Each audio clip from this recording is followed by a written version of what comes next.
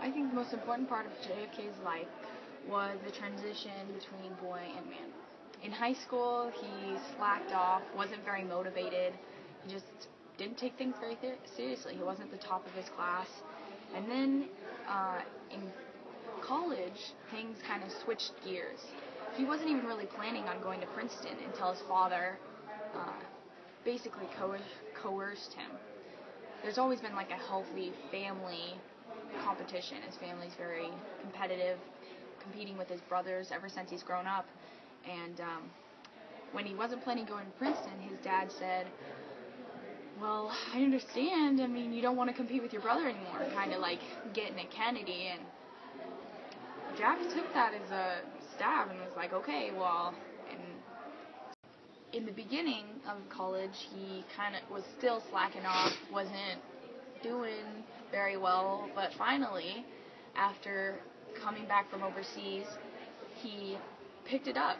He switched gears and said, you know what, I'm going to get stuff done. And I think one of the reasons he was so successful so young was because he grew up so quickly. That transition between the first 2 years of college and his 4 years in high school to the last 2 years in college was a rapid change. And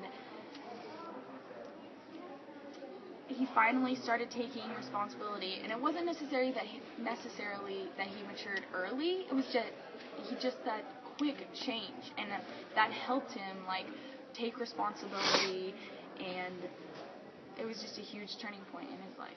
The most influential parts of JFK's life was his experience overseas during his father's ambassador era. In England, he learned and sat in on many meetings that helped him see what leaders actually do behind the curtains. He was able to I think another influential moment in JFK's life was when he was head of the PT-109 boat in the Second World War.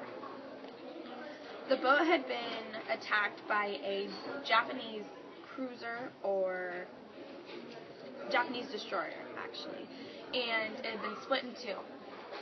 The crew, half the crew was in the water, the other half was trying to figure out which side of the boat to get on. And Kennedy saw this as a moment of not to panic, not to freak out, but to take charge. He saved, I believe, almost all of the crew, and towed in a man by the name of McMahon by a life vest because he was unable to swim to safety. 3 miles he towed him to an island, and he came home a war hero.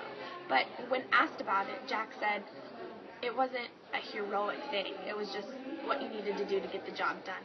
And I believe that carried with him throughout the entire career of his. He didn't think that he was doing extra or that, look at me, this is what I'm doing. This is what I got to do to get it done. And it's a very, very vital characteristic to have when you are in a high power position. Another part that helped him become the president that he was his experiences overseas when his dad was the ambassador of England. I mean, his thesis was about the Second World War and how England could have handled it better. I mean, they cowered to Hitler. He believed that the England leader handled it very poorly. It later became a bestseller, and he saw what went on behind the scenes of a political operation. This is when his interests first sparked, and that's when JFK's switch flipped. He decided, you know what, I'm going to go to Harvard, and he decided to take another year and study abroad in England, and when he got back to Princeton, he made it count. His professors definitely stated that they saw a very dramatic change in JFK's behavior. Many people will say that the most important or influential moment in JFK's life was when he got elected, or his Addison's disease, or Jacqueline Kennedy. But I believe that it was his early experiences that helped him become the person and the president that he was. That was when the flip switched, and he decided that politics was his interest and that he was good at it. He made very many contacts in England and overseas, just all over that area, and that helped him in the long run, and it helped him become the man he was today.